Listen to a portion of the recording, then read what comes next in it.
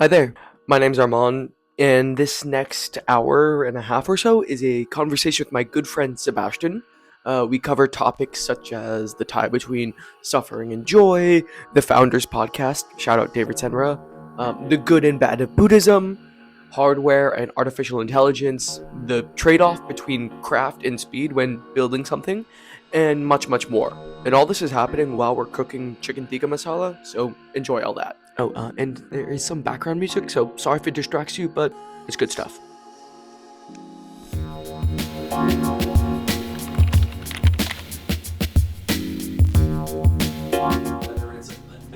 What am I gonna say to that person when I go walk up to them? Yeah. Or like, what's my response gonna be to this question? Yeah.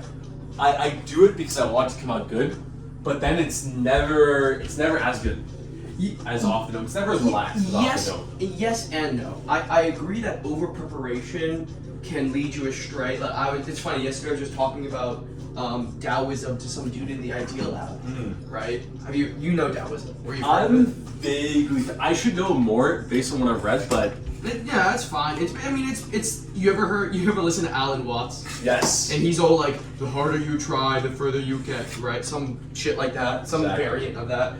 That's the entire idea of thinking of Taoism, right? And I agree with the idea that like a lot of times the harder you try, the further you'll get. Whether it's like, for me, if I'm looking at a cute girl in a coffee shop, the longer I wait and the more I like have that internal commentary, the more I'm probably gonna fuck it up. Or if I'm preparing for a job interview, like whatever it might be, or giving a talk, right?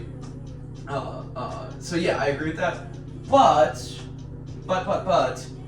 we always talk about the fact, Alex Ramosi, 20 minutes of preparation gives you 20 IQ points, and I guess a question I want to propose to you is like, in what context does over preparation tend to be bad? Because I think in most contexts, it's probably better. yeah. This is a great question. When preparation tends to go bad, I feel like it goes bad in one of two ways. Pros and You've either prepared too much and you're not receptive to new ideas and you're not paying enough attention. Oh, that's really You know good. what I mean? That's very, very good. I can't imagine, dude, the amount of times I've been like pitching someone on an idea or something I've had, and they'll bring up something, but because I'm not done with my pitch, I'm like, no. That you steamroll right through.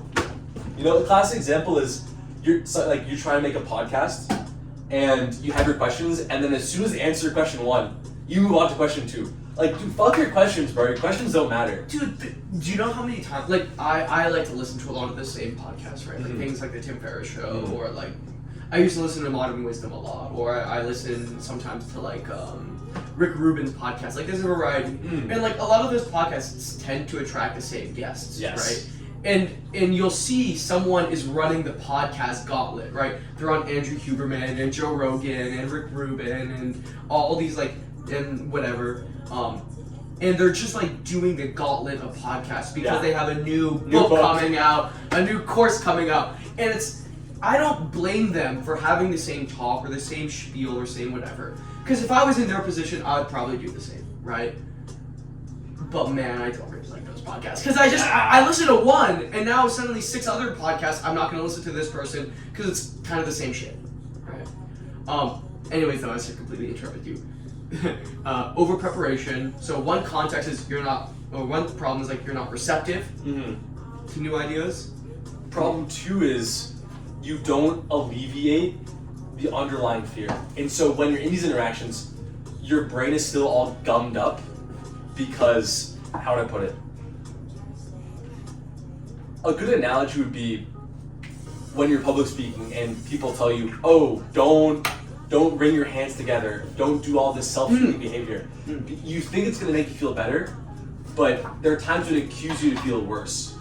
Or like you're paying attention to the way your hands are when you're in front of an entire audience instead of looking at the people out in the audience and seeing how they're reacting to what you're saying. That's true. Like you're hyper-focused on the wrong things. The wrong feedback. And so maybe in that way, it's kind of still the same issue in that you want me, if you're working on that, do you want me to chop up the onion? Oh, dude, that'd be great. You just want like a dice, or actually, no, watch my. You just want a dice? Or what do you want? Yeah, I think dice would be perfect. Actually, can you do like in between a dice and in between like strips of onion?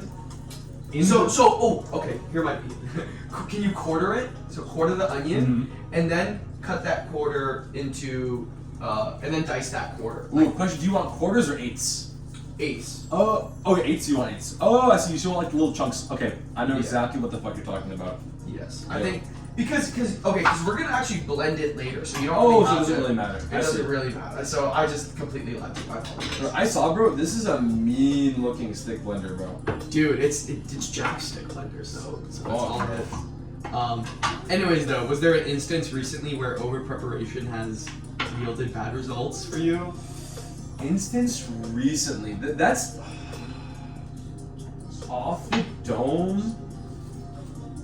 I'd say off the dome. There's no major instances, but I'll catch myself in situations where I see someone I recognize. So just like a friend, an acquaintance, whatnot. And I'll catch myself like prepping conversation topics. Oh, in yeah. advance. You do that as well? I do that a lot, yeah. Like it's a bad habit of mine, and I think that's when I do that. It's just a signal for myself that I don't think I'll be able to have a good conversation if I don't do that. Which is not a good way to. That's not a good way to think, right? Yeah. I'd rather. Let me just. What the fuck? That happens. How about like this? This type of Oh, shit? dude, that's literally incredible. Alright, perfect. That is fucking. That is in. Whoa, wait, yeah. I know this is raw chicken, so it doesn't smell the best, but just smell that. Oh, dog. That's impeccable. It's you can smell it's gonna get well. You can smell it's gonna get well, bro. Anyways, though, dude, we're back on campus. We're back in college life. We were both working last semester, and now we're normal students again, potentially, theoretically. Maybe. How does it feel to be around people your age more? This is a good question because I remember we talked about this briefly the other day. Oh shit. Oh wait. Everyone just pull to pull. No, pull to pull. This is pull to pull, bro. North to south, east to west. All of the cooking YouTuber parlance. True. I got that locked down. Yes. Sorry. Anyways, that's a great question. I think I have to digest that one a little more. Can I go first? Go first. Okay, so I mentioned this to you earlier, but like the baseline level of laughter I've been experiencing, and like I'm very comedy oriented. Like I like to think myself. God, I like to think of myself as a decently funny person, and I really feed off of humor. It's kind of how I connect to people, especially people I don't know. People you don't know. People I don't know. I feel like humor is a great way to, because it just breaks down the barriers. Well, that's really interesting. Like, I typically use humor with people I do know. Yeah. But maybe I should try inverting that. Well, I mean, the humor I tend to use with people I don't know, it tends to be like self-deprecating humor to some degree. It's not like I'm lashing myself, but it is definitely. You want me to chop up this garlic too? Oh, that'd be great. You could Like slice or what? You could take that garlic clove and just quarter it. All right, man. Actually, do it a little bit finer, a little bit smaller. All right. You don't have to completely dice it, but just pieces. Yeah, exactly. All right. So yeah. Anyways, I definitely use humor a lot to connect with people, but being on campus and seeing young people, like, maybe it's just because of the college environment, but I feel like I'm able to start so many more random conversations with people, just about anything and everything, and because young people tend to be more, like, at least less worried about adult real life shit, I think they're more, they could be more open to just silly, stupid conversations. It also could be maybe I'm just less comfortable around adults or older people, but I don't know, man. I really do love being in classes again, seeing kids our age talking about things that we're going through. There are certain like memes or jokes or things that like older people I talk to just wouldn't understand, right? And it requires us idiots who are part of the TikTok generation to communicate. It often scares me how the difference of only a few years creates this big, not a wall, it's a little bit of a wall. Yeah. There's a huge cultural divide between people who are, let's say, 20, 21, and people who are 25, 26, 27. I don't still know why that is, but it does feel really different. I think part of that is also due to the internet. I don't know what it is. Even though you think counterintuitively the internet would enable people to be better connected to people of all ages, I do think like the internet by design almost silos people. At least social media, algorithmically driven social media, silos people to some degree. And especially when it comes to jokes or humor or like just communication, it creates more barriers. Yeah, well, I'll be off the internet for 6 months, and now all these fucking meme formats I've just never seen. Yeah. You know, like things move so fast. Yes. So you can get left behind incredibly quickly, dog. Yes. Yo, can I pour some wine for you? Dude, that would be incredible. Great. This is this is a bottle I've had open for a bit, so it may not be the most fresh tasting, and it's not the most complex wine. It's just what's it called? A Sauvignon Blanc. Oh, let's give it a whack. But it's good, and then I have a nice Chardonnay for later. Oh, okay. Yeah. So all right, can we move on to maybe a more interesting question of sorts? Yeah, man. When was the last time you cried tears of joy? Or what you think was joy, something like that. Ooh, this is tough. There's one time recently that was a strong emotional experience for me. Cheers. Cheers, man. Oh, that's cold. That's nice though. It has a nice grape flavor to it. It's almost like wine is made from grapes, right? Genius. Imagine.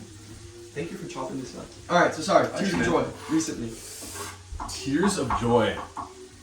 Oh, dude, this is tough. This is something I've been reflecting on a lot recently. There's not that many times where I can recall I feel joy very strongly. Can you get a little bit further from the knives? Dude, I know the passcode to the gun safe. That's what I'm saying, bro. No, I know what you mean. I know what you mean, though. But yeah, like continue. Yeah.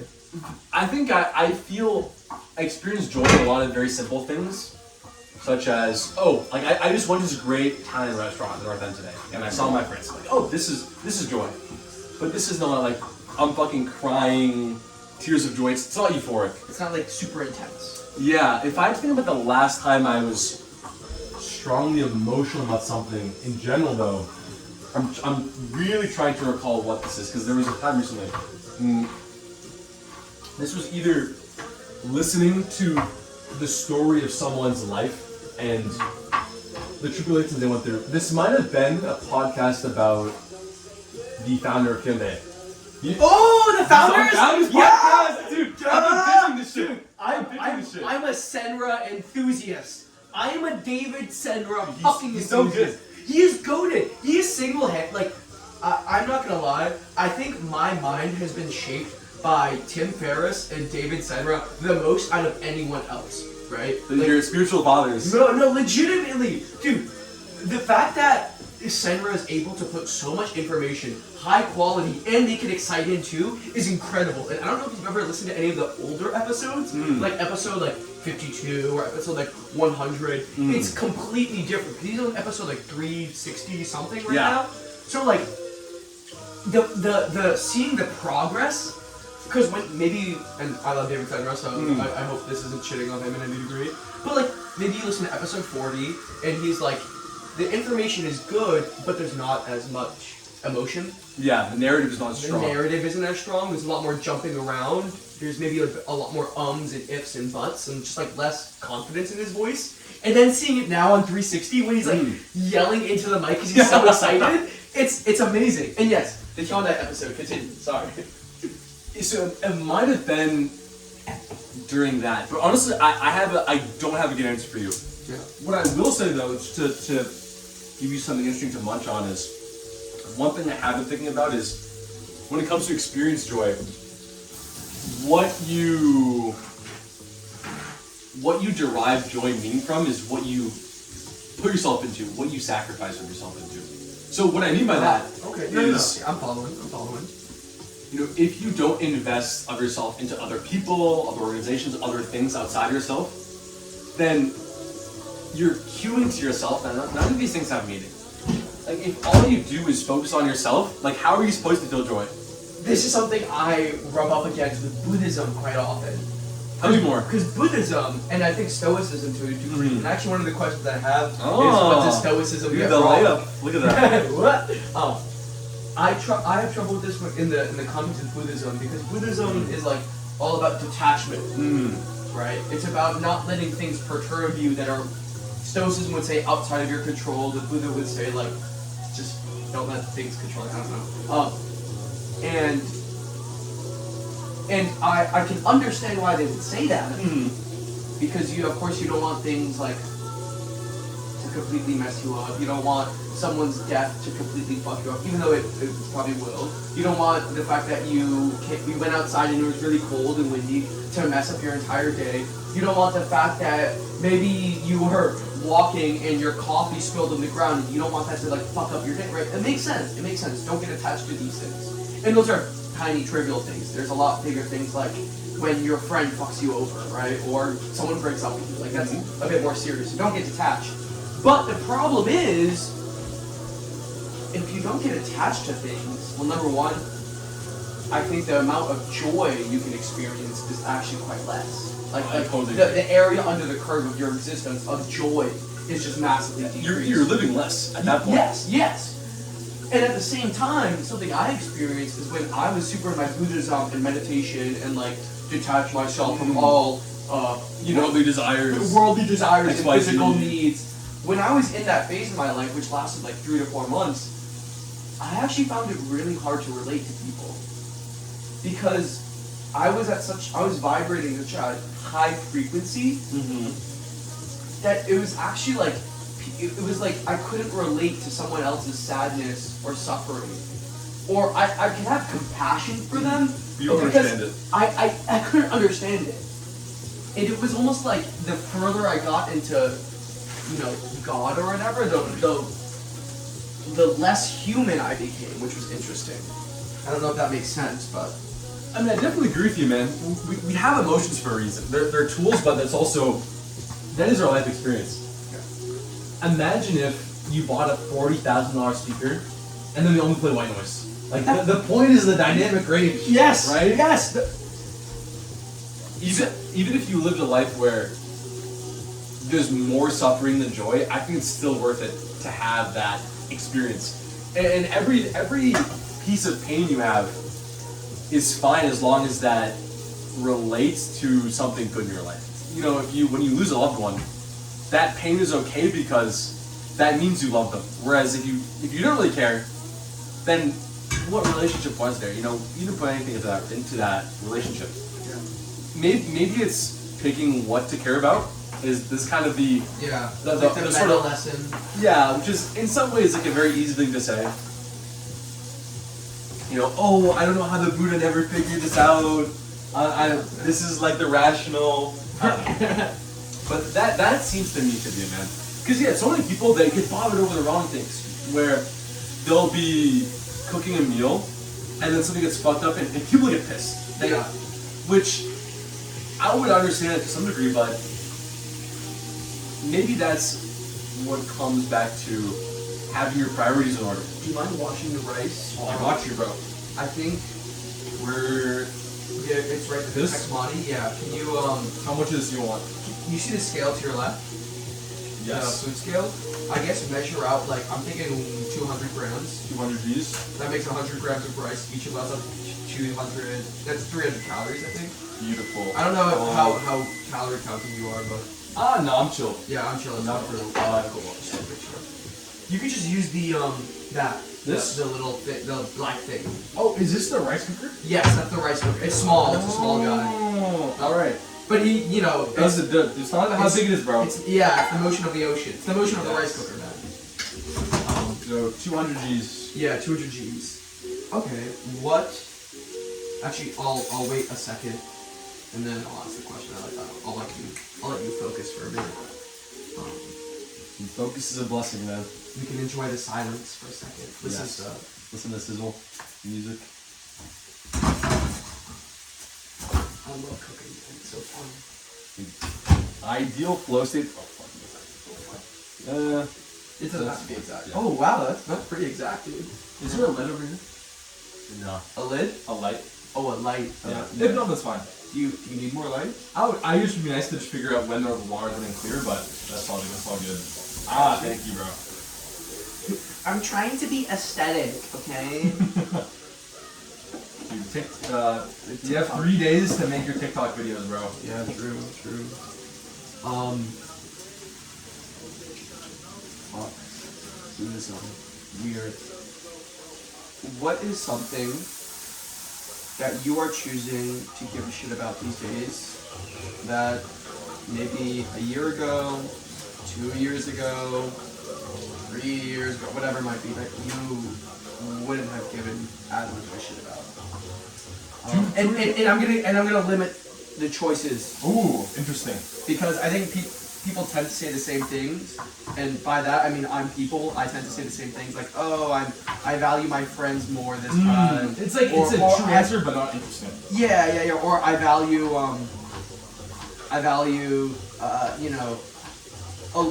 fucking what was I thinking? Oh, exercise more or just shit like that. So Yeah, seems like that. So maybe what's something a little bit off the beaten path that you think you care more about nowadays, or that you care less about? Big rabbit hole gone into past 6 months, or just honestly past like 3-4 months, is appearances. Ooh. Which sounds like vanity. That Instagram Fucking model Plato XYZ. would kill you. Yeah, Plato's gonna fucking kill me. All the philosophers say, "Why do you care about appearances? That's so temporary." Socrates, the ugliest dude around, just looking at you like, bro. Thank you for watching this. Appreciate it. This will actually, I can trace this back to a specific moment. Ooh. It was, I was going out to dinner with Jack. He brought some of his friends with him who at the time I didn't know, but it was Hunter and it was fucking not Arya. Fuck, bro. Aaron, dude. That's crazy. I didn't think I was a forgetful man like that. Let's hope he doesn't watch this, dude. He's gonna be really offended. Yeah, this guy's gonna be peeved. But if you watch Aaron, you're my G. Yeah. Anyways, continue. Yes, so Aaron was wearing this blue polo jacket. I thought to myself, he wow, has great style. he has great style. So I think I asked him, oh, where do you get all these clothes? He said, oh, I do this thrifting. And at this time, this was a totally Alien. terra incognita for me. Terra incognita. It just did not occur to me that people would just go in these places, buy a ton of nice clothing at these great prices. Yeah. So I asked him, Aaron, where can I go in Boston to buy such clothing? And there's this great spot, Garment District in Boston. It's a little pricey, but it's good. Dude, that's where I got, you know, my leather jacket that like. Oh, the hoodie jacket? Oh, you got it there? Not the hoodie jacket, the brown leather jacket I have. Oh, yeah. You got it there. That's where I got it. Dude, yeah, that's a good steal. Yeah. It's incredible. I actually want to go there sometime soon. So Dude, let's pull up. We'll definitely go. Great, continue. Yeah.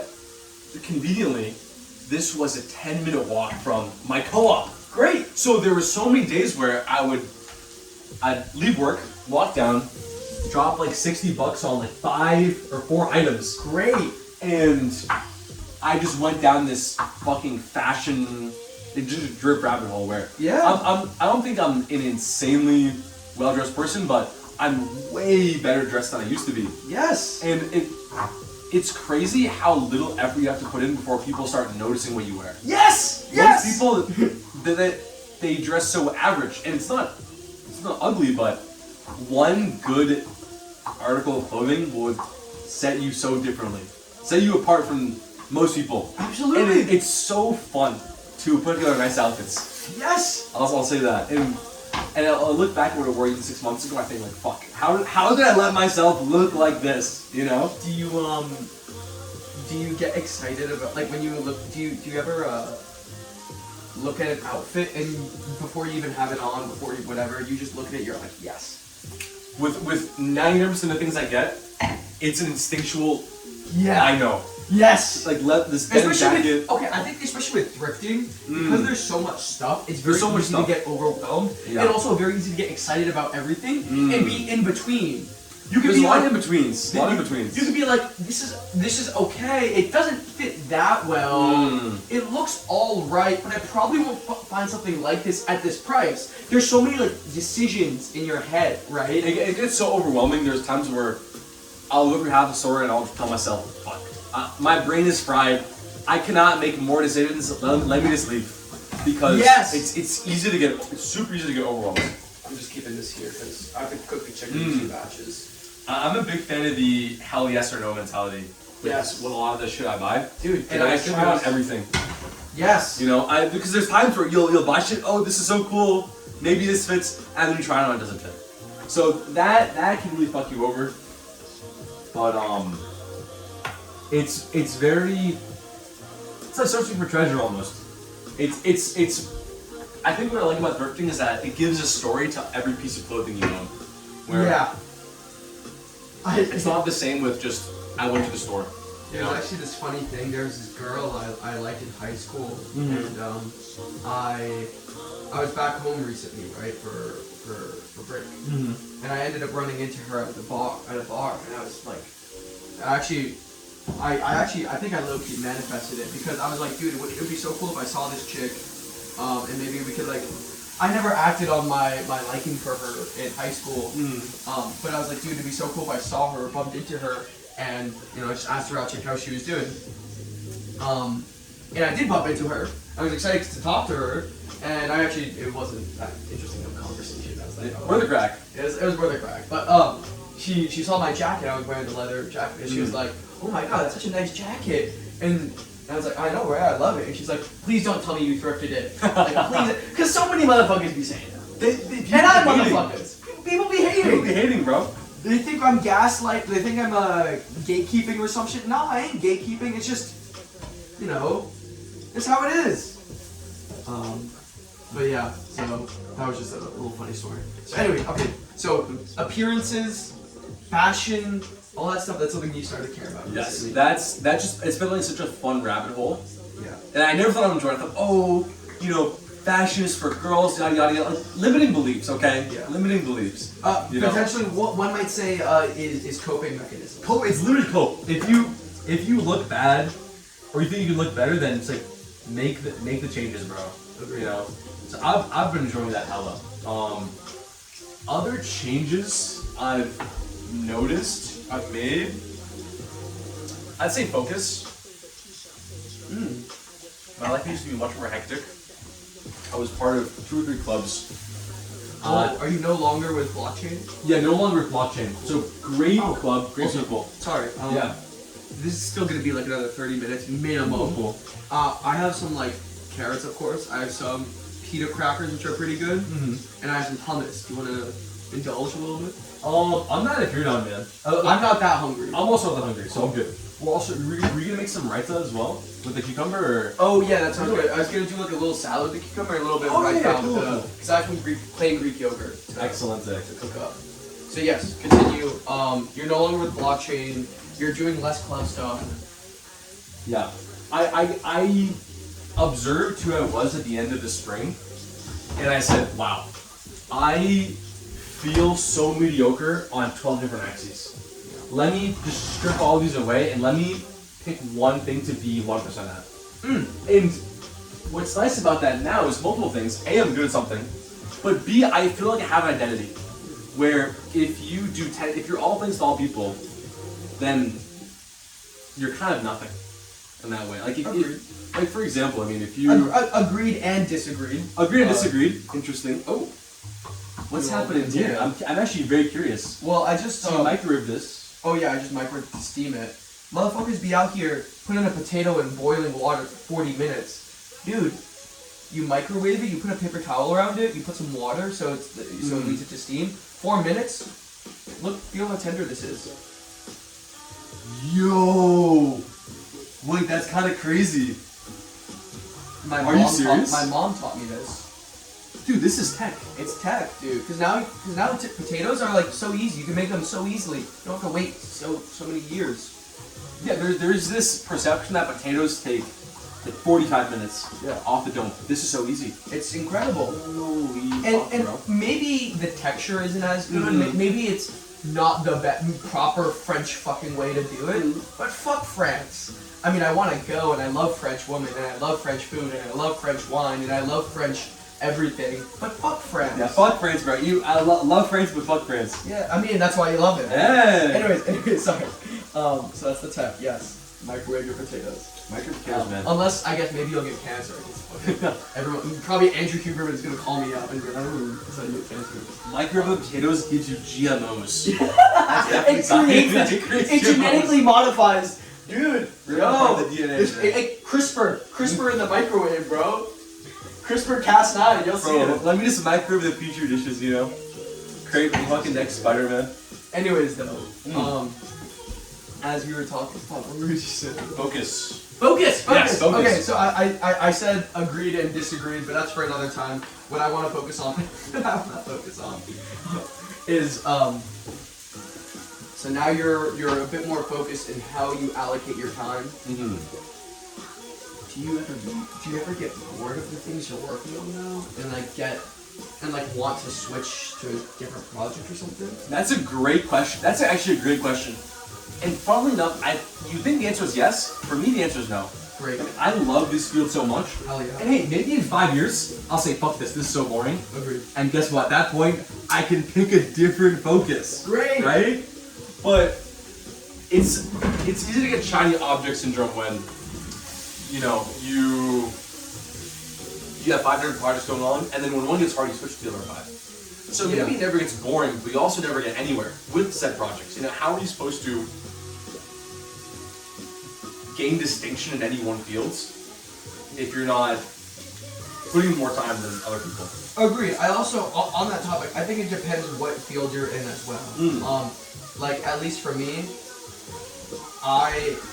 now, this is also potential cope, so I'm not going to say this is correct, but maybe because I tend to jump on projects a lot, but it's different flavors of the same thing. I guess, like, really... That's a great observation. Yeah, what I spend myself doing is, like everyone fucking else is going to say this, but I'm a storyteller. Fuck that! I'm not going to be saying they be storytelling everything. Storytelling on Instagram Reels, bro. Yeah, bro, like, yeah, sure, you are, but, like, I'm a storyteller when I'm in the sauna, half naked, telling some dude about, like, my psychedelic trip, right? So, like, that's not saying much.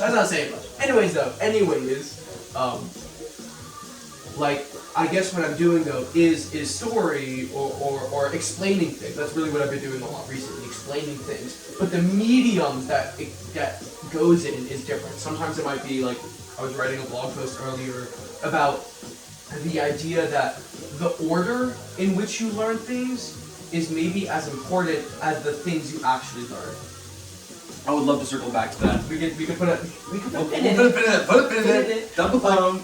And so, like, that's an example. Or right now I'm making this video about, like, progress studies or, like, how to improve scientific funding, right?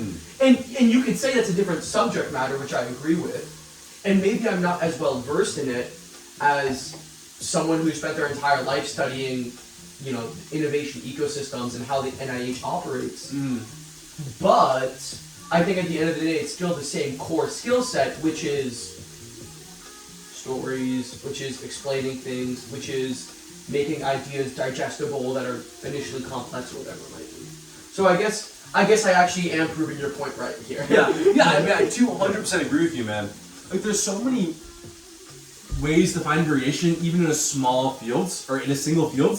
You don't have to switch around super hard. I mean, in my case, within this field of accelerating AI inference, trying to make these AI models run fast on different hardware, there's tons of different projects you could do. You could do, like, high-level code, low-level code. You could try to optimize different types of hardware. What's the difference between high-level versus low-level code? And I know it might be more like a gradient rather than a deep binary difference. You're talking about what's the difference in when you use them, or what's the difference in how they actually work? Great. Yes. Yeah. Yes. Yes. Yes. And so main thing is this. The way computers work is fundamentally alien to the way humans think about computation. You know, we think about, let me add 1 plus 1, let me take the factorial of this number. These computational methods, these functions, they're abstract, and we compute them implicitly in our brains. Computers don't work that way. Computers see a big stretch of zeros and ones, Yeah. and everything you do is about manipulating these stretches of memory in very simple ways. Absolutely. So, what you need to do, the process of writing programs is, how can we take these problems and translate it onto this layer of computation, onto the hardware. And lower and higher level languages make you think about hardware less and more. The main example is memory. And the main example I like to give with memory is the kitchen. The kitchen, this is your computer, bro. You have, in the kitchen, right? What do you have? You have people who are doing operations, and you have your scratch space. And when you cook, right, you need to clean up after yourself. So normally that's something that you and I would do while we're cooking. But that strategy, the way you do that, maybe you do it yourself as the cook, or maybe you have some other dishwasher who just follows you around and cleans it after you. And there's trade-offs to these strategies. The main thing is, the more you have to think about hardware, the more you think about these other problems, the computer likes it better, but you like it less. Versus, maybe you can express the problem in a way that humans like better, but computers like less. And the more the computer likes your solution, the faster it'll run. But it'll be harder to understand and harder to build. Because try to ask someone who spoke Spanish their whole life to think in English. Maybe they can speak in a stilted English, they can output that, but that way of thinking about reasoning about ideas is so foreign. Yes. So they're gonna maybe have ideas at half the speed of a native English speaker. Makes sense. Yes. And you translate that to writing software. Okay, imagine your company writes software at half the speed. Imagine it took me twice as long to ship a product as it took you. Yeah. That's bad. That's really bad. And so sometimes, and not sometimes, many times, you'll sacrifice speed and costs for time to users. Time to ship. Yeah. Time to ship. That, and time and time again. Yeah. I really feel that the faster you get things out, the faster you can ship, the better. In so many fields, it's hard to find fields that's not the case. You can maybe disagree. Please come with counterexamples. I'm trying to think. I think, of course, it's a trade-off, right? I think maybe manufacturing is a good one. That's true. Right? Like physical manufacturing is a good example of like maybe shipping things out without taking the time might not prove it. This is a very niche field, so I'm not going to act like this is hyper applicable to the whole world. But like, I think most artistic endeavors, there's a great focus on craft, which is essential. And I would argue, if we're talking about the trade-off between speed and quality, I would argue some of the greatest companies in the world, especially greatest technology companies in the world, do prioritize craft. And maybe that's their moat. Look at Apple. Beautiful products. Right? And I'm not going to say that they don't ship quickly, but compared to maybe some other companies, they're shipping much, much slower. Right? Now, once again, they're the outlier. That's true. They're the outlier because they are the outlier. They're Apple. The exception that proves the rule. Yes. So anyways, continue though. That is an excellent example though. I almost want to think about it if I can resolve that in any way. Because that is a very good point. Well, but you could also argue that the only way they've arrived at quality is through shipping. Is through speed. That's true. And they have to be can't- faster than everyone else. I can't disagree with that either. It's funny, when I was, and this is a much smaller, much more idiotic, much simpler example, but there was a point where I was pumping out like 2 to 3 pieces of content a day, right, of like edited videos. Now, they weren't the highest quality videos in terms of effort, but in those 2 to 3 months when I was doing that, when I was pumping out 90 videos in 3 months, it was, I learned a lot about how to use editing programs in that time. Like, I almost compressed my learning, right? And therefore, which maybe allowed me to then slow down and do higher quality stuff, because I realized what quality could look like. So, maybe it's not a static trade-off, but maybe it's almost like stages of development, right? Where when a company is very young and growing, it makes more sense to be iterative and ship quickly. But as that company grows, or individual, or whatever it might be, as they grow, not only in their thinking, but in their ability to create, then quality might be a moat. And you could maybe look at a perspective as this as like Notion, right? Notion probably started off as like a very niche software tool, but because they then focused on, I think their marketing is incredible, truly, and I think their design is very intuitive. That's true. Now, nearly every person who's in the technology world I meet, like you or like Jay or whatever, they look at me and they're like, Notion's fine, but Obsidian's way better, right? At least for maybe your purposes. Yeah, I love Obsidian. And people love Notion too. And I can agree with that. But for the layman like me, who is a buffoon when it comes to technology, and everyone else who is a buffoon when it comes to software, like Notion has the guy with the smiley face. Smiley face. and is cute brandy and uses lowercase letters in their marketing copy or some shit, right? So like maybe, I mean, once again, that's like advertising and branding. But I do think nonetheless it is a sort of intuitive quality or craft which then gives them their edge. I think at first I didn't agree with you, and now I do agree with you. Because first you need to find what you're gonna. GG's. Done. Conversation over. Yeah. First you need to find. Tech bro owned by non-technical idiot. Time to drop out of uni, man. Yeah, bro. Sorry, continue. Yes. First you need to find what the hell it is you're supposed to make. But then you need to make it good, right? Once you make the first version of your product, anyone can then go make that thing, right? Anyone after Notion drop could go and make their own Markdown editor. But once you have that discovery, then you outstrip everyone on quality, right? Yeah. Like, for example, Google. Once you found the thing, then invest in quality. Then invest in quality. Okay, dude, this might be an awful idea. I'm gonna be so real, this might be an awful idea. Yeah, okay, so we need a tall, I don't really have. Do you have an actual blender? I do, yeah. That might, or is there an attachment? Give that thing, this might be blender material. I can't even lie. This might be blender material. Do you have a blender? Yes. I think we have to let this chill for a little bit though. Yeah, that's chill. Like let it like physically, what's it called? Cool down. So it doesn't fucking turn your apartment into a ball of fire. Yeah. Is this done? So yeah, this chicken's basically done. This chicken is I actually, unfortunately, dude, I'm not gonna lie. Even though this looks amazing, it smells amazing, I do think it might be a little bit dry on the inside. Luckily there's sauce. Yeah, we got shitloads of sauce and naan to scoop that shit up. Yeah. We'll be chill. We're chilling. I think usually you should make this with chicken thighs. I just made it with breast because that's all I had. Bro, macros. Sorry.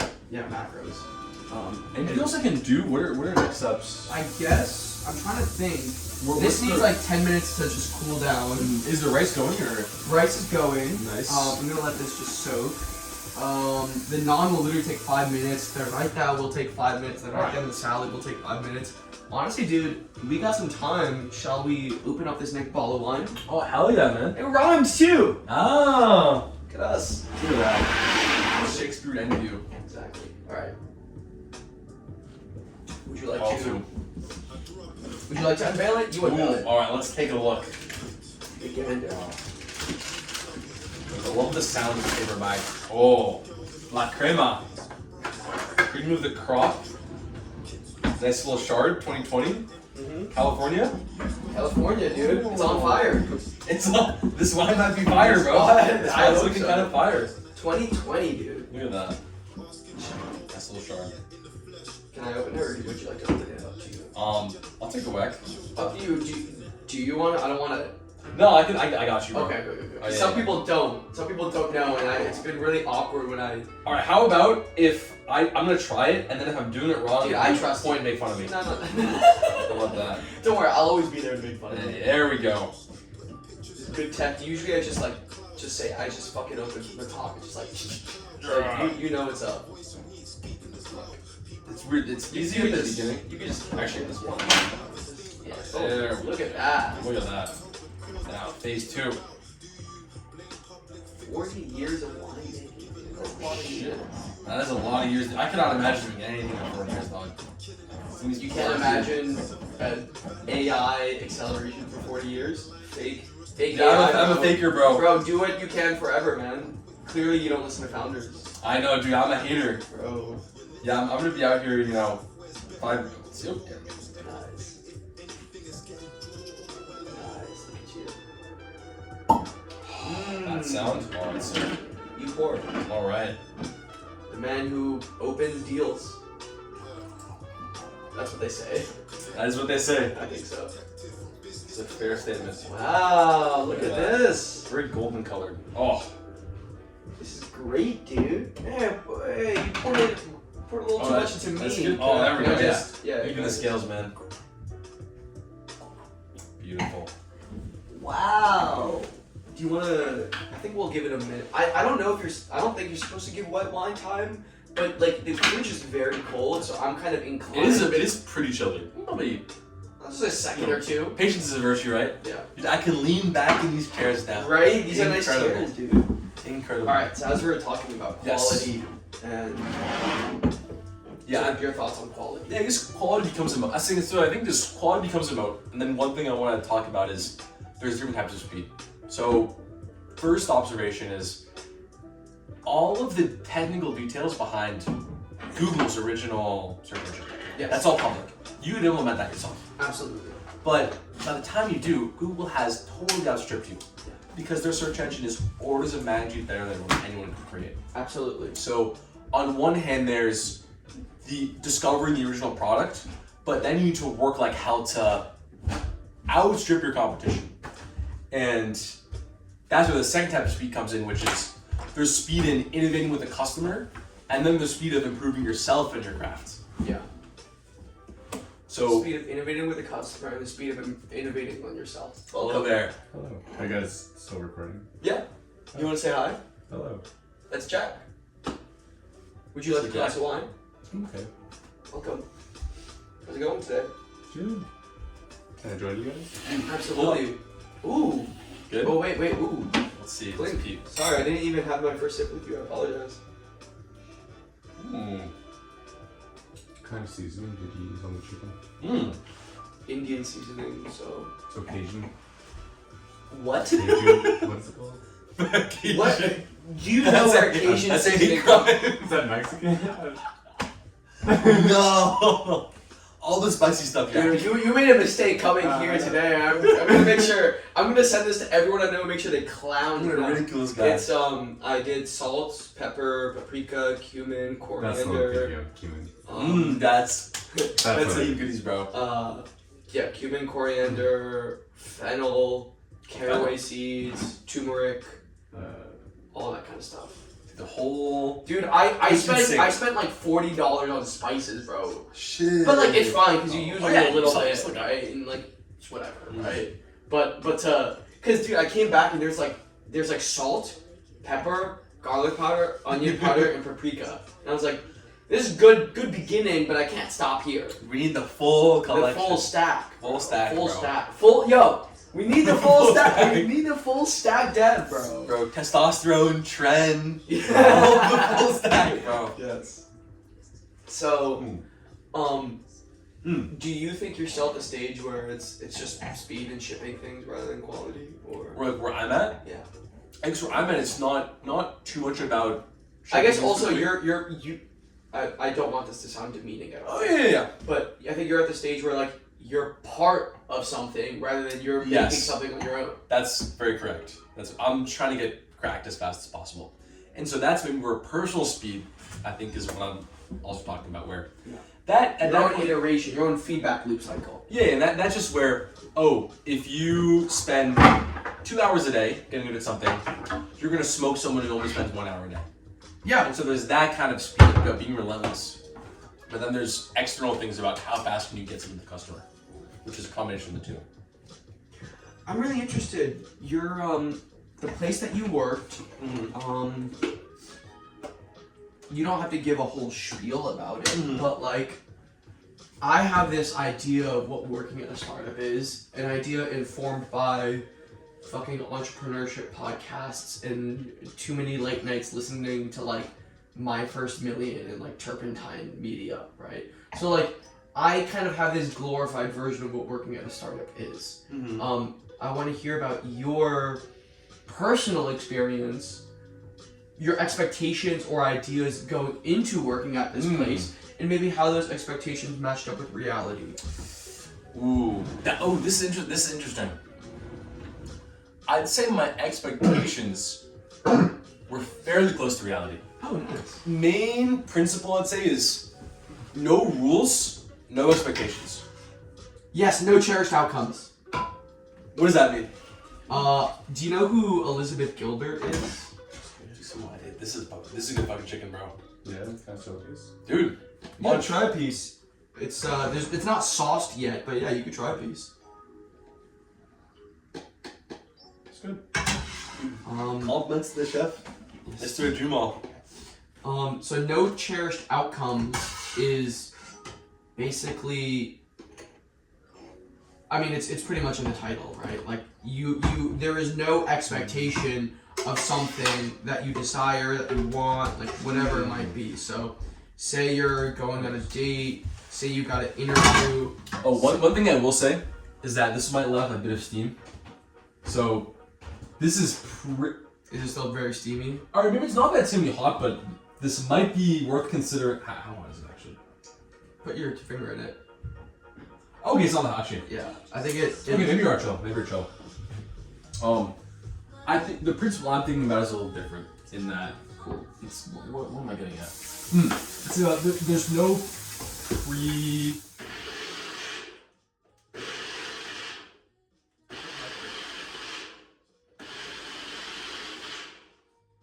Cool. Instead of water, instead of usually use heavy cream for this, but I actually think it tastes better with Greek yogurt, full-fat Greek yogurt. So I'm so down instead. Now, here's a question though. Do you think we add it? I think we add it later. Yeah, probably I'd say later, starting Like at the end. Yeah, you add it at the end. Yeah. I'm gonna do a little bit of water just to thin this up. I was just complaining to my friends the other day. People out here putting too much heavy cream in their chicken tikka, bro. Bro, it's too rich. It's too rich. It's too creamy. I want to taste the tomato. Yes. You know? Yes. I don't want to give myself I diabetes at age 12, bro. Well, the thing is, actually, dude, it's interesting you mentioned this because I was just at home where we have an Indian restaurant, and it's a pretty good Indian restaurant. But the problem is their chicken tikka sauce. It's really sweet. What? And it tastes good, but it doesn't. But for people like for my family, like we can't have too much of it because it's just like it doesn't taste right. Dude, sweet is crazy. Now the reason why they do it like that is because. Watch out. Oh hell no! They don't put ketchup in it, thankfully. It's I don't like think crazy they do. tomato. But ketchup is tomato and sugar. Yeah. So they're sprinkling some in. And I just like,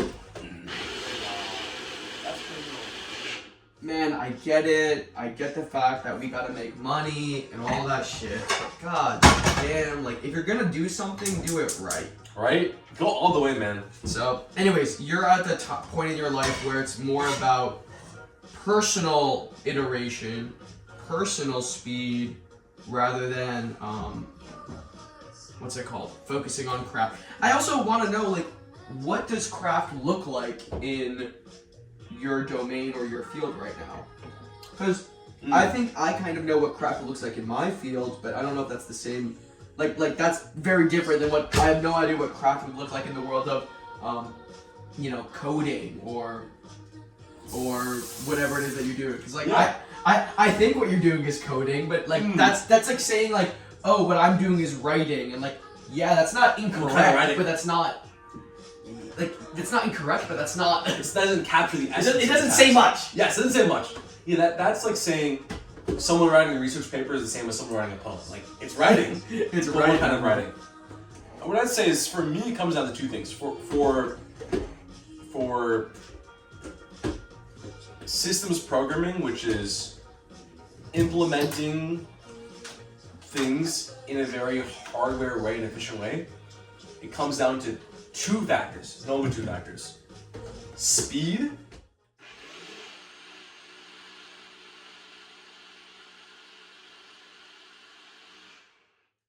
Sorry about that. I should have given you a That's all preface. good. That's all good. Speed and ease of use. Cool. If your software is slower than everyone else's, and your hardware is slower than everyone else's, no one will give a damn. True. And if no one knows how to use your software, then they won't. That's, in my field of implementing AI models efficiently, that's all that matters. Because your end users, the question is, who are your users? Yes. Your users are machine learning researchers and companies. And they need first of all, they want to save money, they want to make the best products, so they need fast programs. And they want something which is easy to use. So therefore, your software must be easy to use. Yes. Makes sense. It's a very interesting difference between web developers who, for example, their end user is the customer. They Yes. need to make a beautiful website, an understandable website. Yes, it's not only that it has to be easy to use, but it also has to be pretty to use. Yes, that aesthetic does exist. There's And those are two very different things. I think sometimes it's easy to mix them up, especially, I'll say this, I think especially post-Apple, it's very easy to think simplicity and beauty are the same. I think this is what it is. Beauty is always simple, but simple is not always beautiful. I like that. Right? I like that a lot. Necessary but not sufficient. Yeah, you can do simple in a terrible way, right? Yes. I mean, And if it was easy to do, then it wouldn't be exquisite. The very maturity and exquisiteness of simplicity needs is hard to do. right? The temptation of anyone with intelligence is to showcase that intelligence. Yes, yes, Mm-hmm. yes. I've been reading a lot of research papers recently, both for class and my own curiosity, and yeah, I could say that's pretty accurate, man. People like to sound about what you found. No, we'll get into that conversation later. I'm more All right. interested in this. I'm also I will say this. I like your conversation more than my conversation because I live with myself 24/7, so I kind of know what I already think. You flatter me. So continue.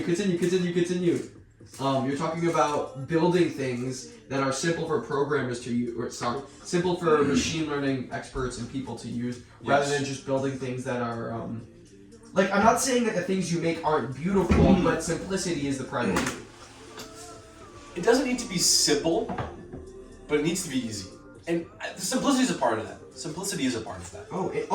Can we talk about what the difference between the two are? Yes. How would I say this?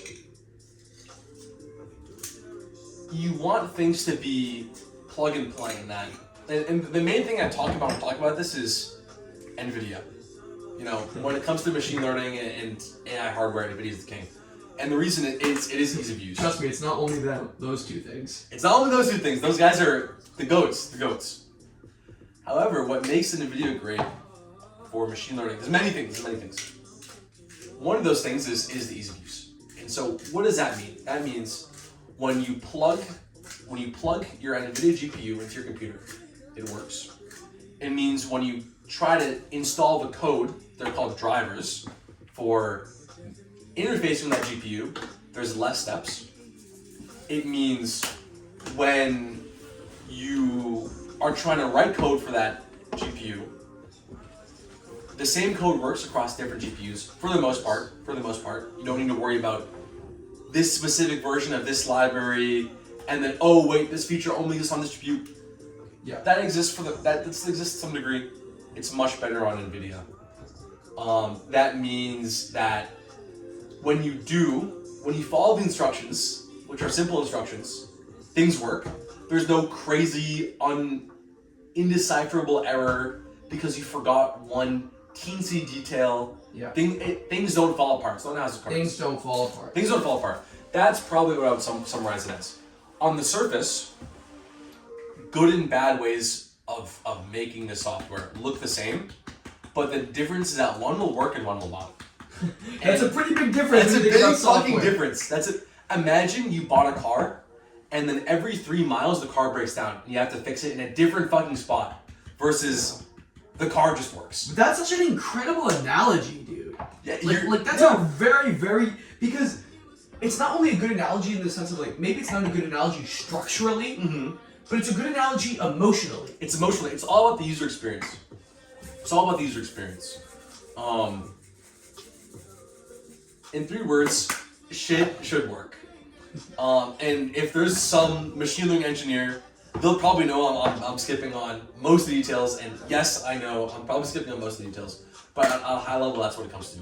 Yeah. It's the customer knows what to expect. Just give them that in a way where they don't need to understand your hardware too much. The instructions on how to use it are clear. And when you follow those instructions, things work. Yeah, like in that way, there doesn't need to be much innovation in the product. The engineer they will come up with how to use it. It's like you give someone a hammer, right? You don't need to innovate on the hammer too much, maybe a little bit, but what's innovative is how the hammer is used. That makes sense. Yes, absolutely. And so you need to make a good hammer. Good hammer. Does that make sense? No, I think it's very, very good. You want to switch gears? Let's switch gears, man. What do you think is your greatest strength that can also double as your greatest weakness? I know what the answer is instantly, but I'm trying to figure out how to say it properly.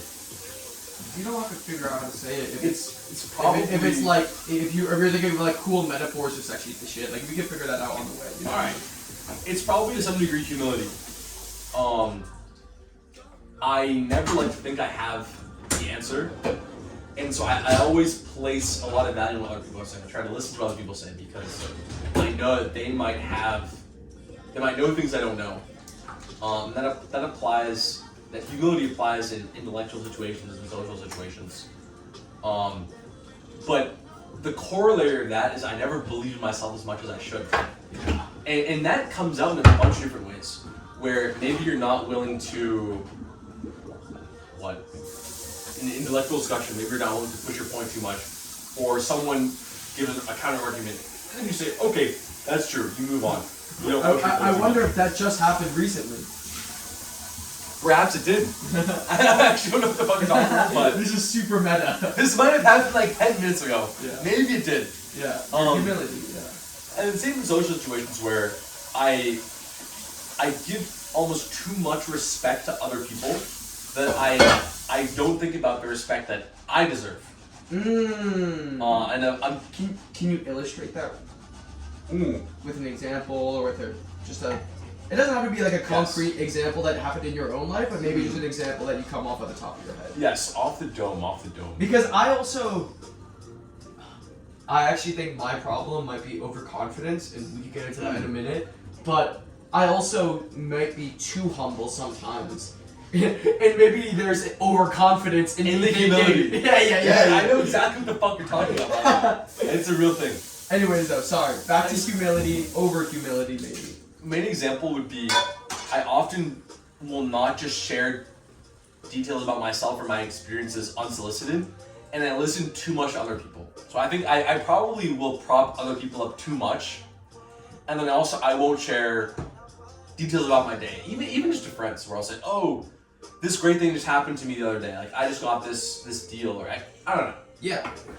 I won't share those things, probably because to some degree I'm thinking, why would anyone care about these details that only I care about? Yeah. But then when other people do that same thing, I will be interested in those things, and I will act interested in them, and I will support those people. Isn't it a weird thing how we think other people don't like us, but we like other people? Right? And it's like, wait a second. It's so fucked up. You know, I remember when we were in Montreal, I don't know why this stuck with me, it's like you said, you know, Sebastian, I think most people I know who know you have a good opinion of you. and that was surprising to me for some reason. And then I realized, wait a second, there's probably I like other people less than other people like me. Yeah. Well, okay. I think that's why we get along decently well. I'm not gonna lie, because I had another experience like this recently, and I'll tell you about that. I'll tell you about that off camera, because it gets into other funny things as well. But yes. I think for some reason we think we're less interesting to other people than other people are interesting to us. Yeah, and there's no. The only validation for that might be like things that happened in my fucking childhood 10 years ago. Yeah, literally that like we were different and we were stupid and we were maybe ugly or less liked or whatever it might be. But like those are 10 fucking years ago, dude.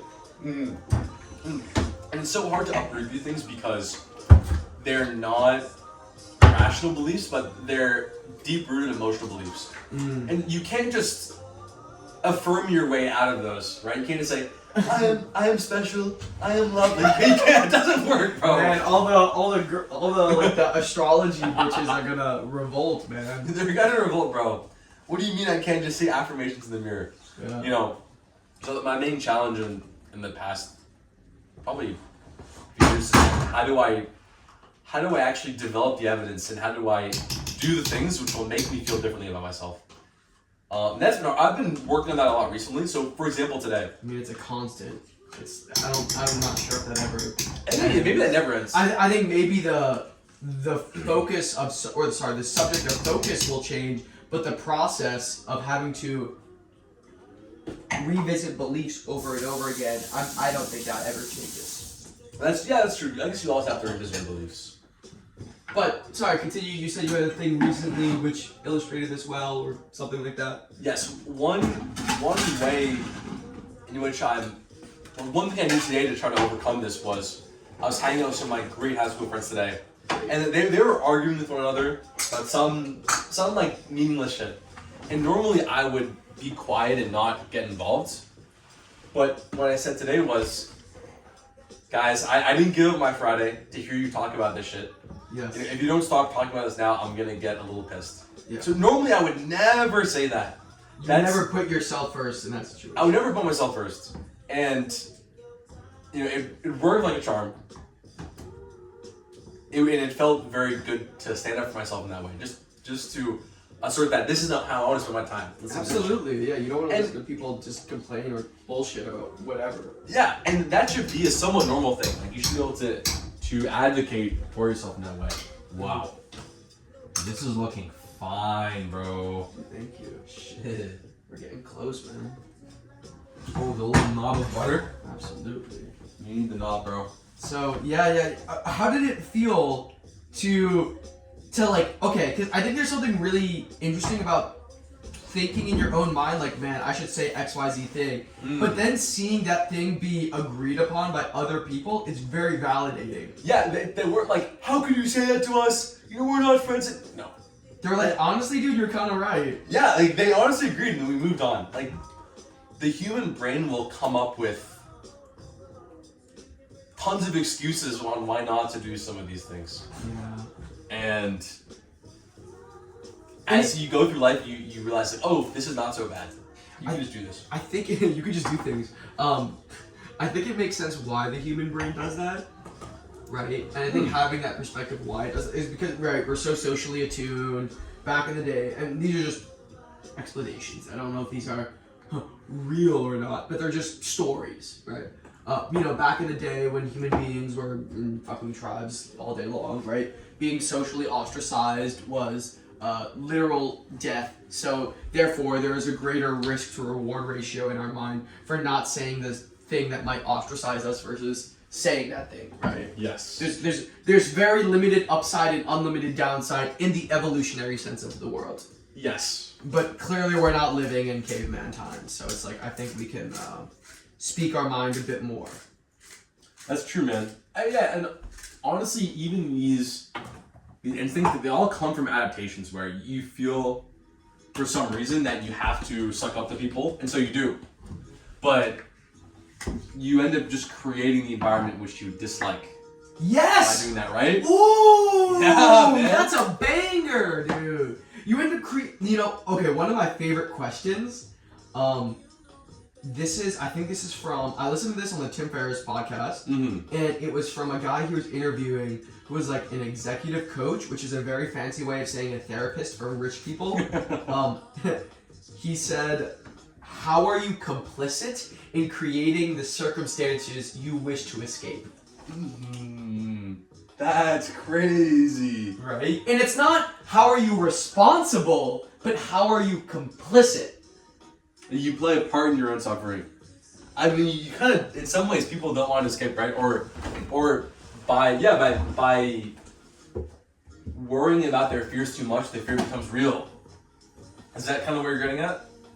I mean, that's one aspect. That's like a conclusion you can make from it. That's definitely a conclusion you can make. But just that question alone, I think is just like so powerful. How are you complicit in creating the circumstances you wish to escape? Maybe there's a part of you that doesn't want to escape, right? Well, What if you feel you're not deserving of escaping? Well, I mean, I think about this all the time, especially I think about it in the respect that, like, maybe some part of me enjoys the suffering that I know rather than the potential joy or potential more suffering that I'm not aware of. It's like how humans would rather choose to suffer than the unknown. The devil you know, right?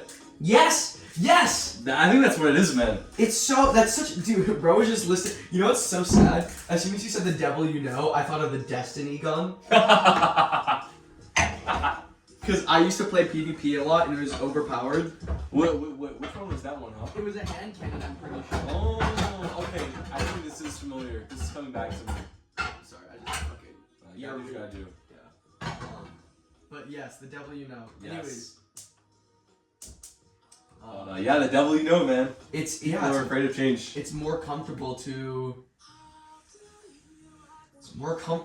do the thing that you know, which sucks, than to potentially transgress or transgress it. One thing I want to ask you, this is coming to me now, but I've been thinking about it for a while, is I find there are some personal changes which are easy and there are some which are hard. For example, one thing I've been really struggling with to change is my sleep schedule, where I want to wake up consistently early in the morning and work out, but there are times when I'll sleep until 9:30. I'll sleep until 9, 8, whatever, and I'll miss my workout. And that cascades into other parts of the day. And maybe I won't put as much time to a side project as I intend to. And it's not clear for me how to actually make incremental progress in that way. I don't even know what my question is. But do you ever notice that? And then what do you think it means to actually change your behavior on some of these things? I think there are different mechanisms in which we operate in. So I want to give you a quick side tangent. I think I'm good at telling stories and making up reasons for shit. In an alternate universe, I could have made a great lawyer, I think, truly. As a result of that, I've noticed I'm able to do hard things if I can make up stories about why I'm doing those hard things. Alright? So, because I used to, there's a point in my life where I used to wake up at like 4:45 a.m. 3 days a week and get my ass to the gym, and I would be like the third or fourth person in Marino lobby waiting for the 5 a.m. lift session. Like that was, you could ask Jack, like last semester, that was me, right? But I was only able to do that because the things I would say to myself were so strong of like, dude, this, like, you're doing this for a bigger reason, you're preparing yourself, you, like, by waking up early, you are not only putting yourself ahead, you're not only putting yourself ahead of others and going straight into discomfort, but you are also creating the circumstances which you need to succeed. Because by coming home at 7:30 a.m., making a great breakfast, and whatever it might be, I would have an hour to myself before classes. And in that hour, I would write, or I would read, or actually usually do both those things. So, in my mind, my value system was structured to the point where those acts of writing and reading were at the top of my value structure. So my system of beliefs and values, well, my system of beliefs, which created my system of values, were so strong because I had such a strong story that reinforced those values, which thus made me able to wake up at 4:45, 4 days a week, get up, get my ass to the gym, and be okay doing so. So for me, having a really strong story works. Now, if you're someone who doesn't get very inspired by stories, I think you do get inspired by stories. I think you do get really excited by things, but you may not have that muscle in your bone which creates stories the way I have that muscle in my bone. So instead for you, it might actually be better to provide incentives. So if you getting up at 7 a.m. and going to the gym is what your end behavior might be, creating some sort of incentive at the end of the day to the point where you come home and your breakfast when you come home from that gym session tastes really fucking good instead of like what you normally eat, which is like fucking gruel, right, which is like terrible. Like that might be a very good incentive. So an example might be like you could create like a protein oatmeal thing which like tastes amazing and is like awesome, but you'll only have that on days where you wake up at 7 a.m., go to the gym, whatever it might be. And on days that you don't go to the gym, you eat like plain Greek yogurt. I'm not saying plain Greek yogurt sucks. But it's not as good as your protein oatmeal, whatever the hell you make it. Exactly. I think in that, or finish the thought. Yeah, so basically there are different mechanisms for getting the same end behavior. For me, storytelling works a lot. I definitely am encouraged by incentives, but I'm encouraged by emotions and pathos way more. So the way I feel at the end of the day, when I look at myself in the mirror and I went to the gym, I went to the gym super early, that is more enforcing than the pleasure I derive from food. For you, that might be the same, but it might be different. The only way to figure it out is to try it and see what happens. Interesting. Does that make sense? Can I clarify I think that does make sense. I can't even lie, dude. I'm a fucking Pavlovian animal. Dude, that's great. That's simple. Do that. That's simple. I think if it works for me, it works, right? It works. But now, so that's how I feel about myself. If I just had to ask myself, when I think about some of the most productive times in my life, I think about what motivated me. It was honestly, I can't even lie, fear and desperation were motivating me. No, 100% the same. Which is in some ways more narrative. So I think maybe what's holding me back now is I have goals, but I don't feel fearful or bad enough or good enough about those goals to motivate me to take action. But maybe I shouldn't. You know? Well, maybe there's a time to like, maybe what you can do is like one night, real quick, I'm just gonna make the roasted garlic. Yeah. Is that cool? Very cool. Very cool. We could have the tandoori naan. No, I saw the roast garlic, but I was like, fuck, bro. Last one on the shelf, I gotta scoop this shit. Oh, that's great, dude. Roast garlic is great. Yeah, if you think the story works, maybe like, dude, go home one day and just like, imagine yourself what your life might look like if you don't get up at 7 a.m. And be dramatic as shit. Be like, well, I'm gonna stop working out, right? Or I won't get time to work on my side projects. And if I get fat or if I don't work on my side projects, then like, dude, I'm not gonna land a good job. And like, if I don't do that, if I don't move to this place, if I don't meet this person, if I don't whatever, like, be dramatic as shit. Scare yourself to a degree. Now maybe that's not the right move, but I don't know. Try it. Well, if it works, it works. An interesting version I heard of that from. This was from some Diary of a CEO podcast. This guy said, there are these apps to make a photo of yourself as an old person. Yeah. And you should get a photo of yourself and put it on the wall.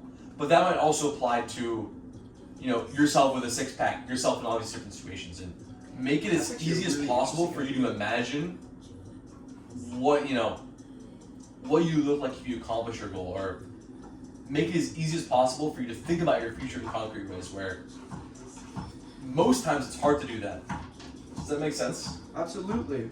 So maybe I do need to do that. I need to make my future more concrete because it's easier in many cases for me not to think about the future. And if I think about when I was so motivated, oh, thank you, bro. How'd you? There's got a little bit of the flavor of the cutting board on there, but you know, the garlic, onion, and potato that I chopped on there is inscribed into the cucumber. Dude, Ode cutting board, bro. Honestly, you can't complain. I'm sure it's good. But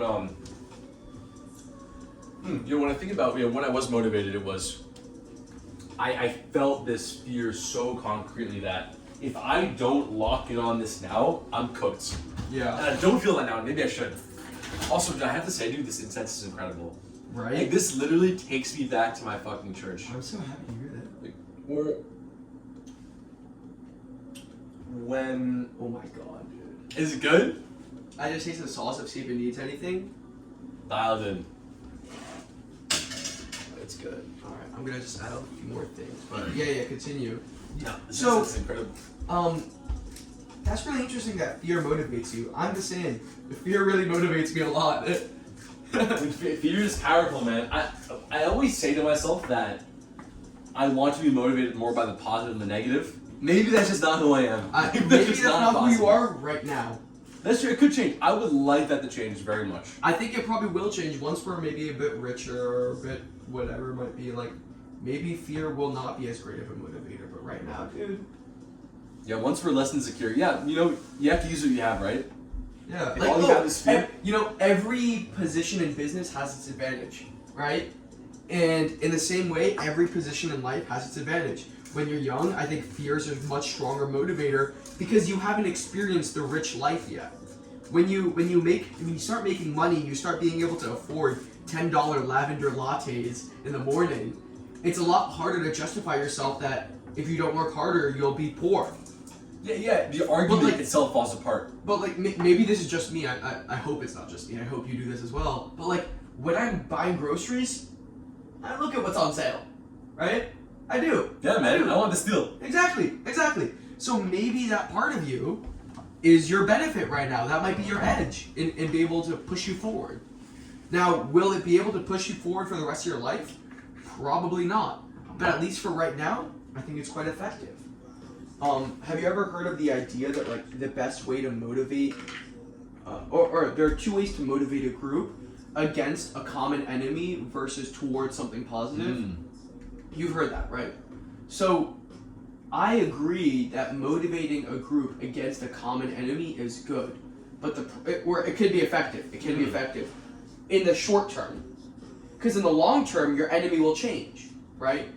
For example, if you're motivating a political group around just one candidate that's currently the current political candidate that's running the race, well, a few years later, that political candidate will not be there, and you'll have to motivate them against someone else.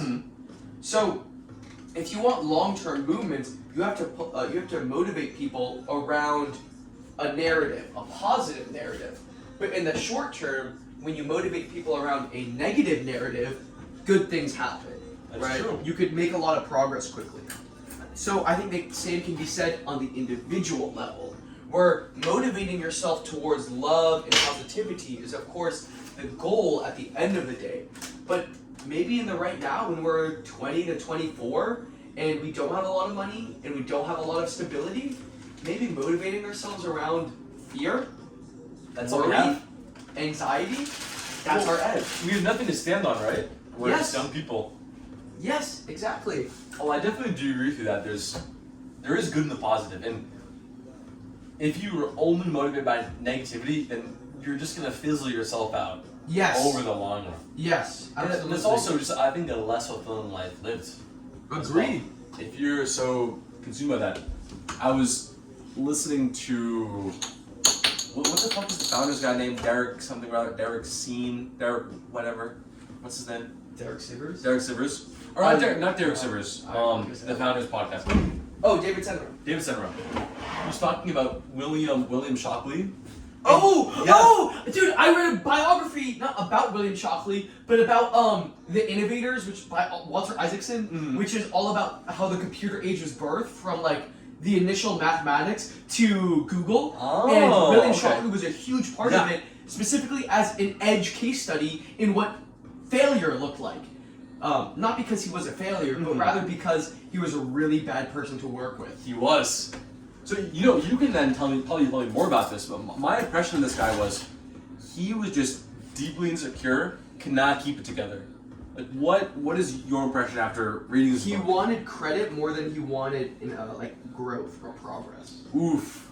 So That's an oof. yeah, what he cared about more was his ego than actually doing shit. So as a result, people didn't like working with him, and ultimately he started his own thing, which was I think like Shockley Semiconductor, which later turned into Fairchild Semiconductor, which later turned into Intel. Ah. So, Fairchild Semiconductor was like 8 people. I think 2 or 3 of those 8 people became Robert Noyce, Gordon Moore, who's the coiner of Moore's Moore's Law. Law, and Andy Grove. I think Yes. Andy Grove came elsewhere. So I'm not gonna say that William Shockley was a failure, because like we can He played a attribute huge part. Yeah, he played his part, and a very big part he played. But people hated working with him because he wanted credit. He was very prickly. He was disagreeable, and he wasn't a fun person to be around, right? You couldn't really joke that much with him. He was so serious. And as a result, like, that's why he kind of left Bell Labs super early, and he didn't really stay there and get the fame for being one of the major inventors of the transistor. And yeah, he invented the fucking transistor and no one knows his name. Isn't that a shame? You know? It's funny, I'm listening to this podcast right now about Bob Noyce, Yes. and it seems like this guy was the total opposite. Yes, he Of was. that. He was super optimistic. He was a great person to be around. However, I will say this: he was a really bad manager. He was very good of a leader, but a bad manager. There's a difference. Yes! There's a big difference. Yes, absolutely. But he's really interesting as well. We could talk about him. But yes. Sorry, continue about Bob Noyce. I'm so interested by him. That was my main observation, is that he seems like a truly intelligent guy, but a gregarious guy. Oopsies. That was almost so bad. Explodes into a million pieces. Yeah. But he's someone I want to learn from more, because it seems like he was able to be, for a time at least, pretty heterodox, and be able to balance the personal but with the intellectual. So I would like to learn from him more. He seems like a sick dude. But that's all there was really to it. That's really cool, dude. How did you learn about these people? It was just through Founders? Founders podcast. I think at this point I've listened to probably 20 plus episodes in the last like 2 weeks. It's so Or good, more. dude. It's addictive. I'll send you some of my favorites. Yeah, send me the sauce, bro. I think my favorites so far, well, all of the, I think there's only 1 or 2 Napoleon episodes, but those are great. I really love the Paul Graham episode. How to do great work. I mean, that one I have listened to. Yeah, you know the That essay, one, but yes. it's really, really good the way he breaks it down. And the Alistair Urquhart. The fucking World War II guy. I listened to that shit 2 days ago. Yeah. Dude, what a fucking life this guy had. What a fucking life, dude. You know, every time you think, oh, okay, this is as bad as it gets, bro. No. It gets 10 times worse. Fucking 10 times worse, dude. No excuses. If this guy lived, bro, we have no excuses. True. Alright, man, dude, I think this You good? food is like low-key ready, dude. Oh, man. I'm That's gonna balance. bring the camera down and let the world see. Yes. But, we're gonna end off here. We're gonna enjoy this food unbeknownst to them. They won't get to see us mukbang. Is there anything you want to say before we say bye-bye and embark on this new adventure? Anything I want to say? Cook food. Cooking food is good for the soul. I think the biggest source of joy I have, to circle back to your question from like fucking 10 hours ago, one of the biggest sources of joy I get is from cooking food. And it's not from cooking like this.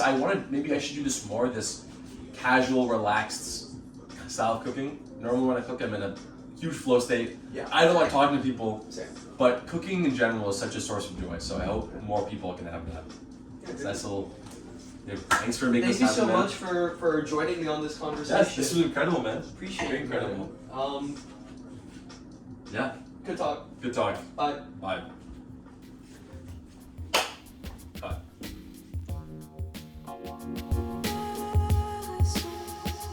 It's me again. Thank you guys so much for watching. I appreciate you. You can check out all the links and things we discussed in the description below.